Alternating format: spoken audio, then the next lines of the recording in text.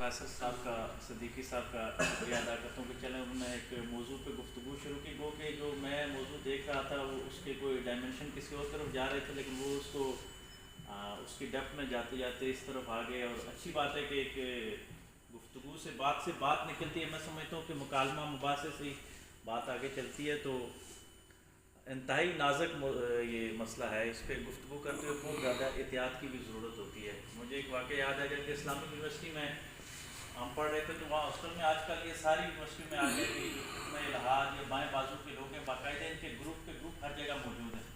وہاں ہاسٹل میں رات کو ایسا ہوتا تھا کہ بعض اوقات صبح کی اذانیں ہو جاتی تھی, وہ آ کے ہمارے ساتھ بحث کرتے, ہم ان کے ساتھ سیکھتے تھے, ہم بھی وہ بھی. تو ایک دفعہ ہم بات کر رہے تھے, جس طرح بھی سر نے ماشاء اللہ بڑے اچھے کویشچن کیے, تو کسی نے بات کر دی ایک صحابی رسول کے بارے میں. تو ایک آدمی تھا وہ جو کنٹین چلا رہا تھا جس پہ, تو وہ جمپ کر کے آیا اور اس نے آ کے کہا کہ خبردار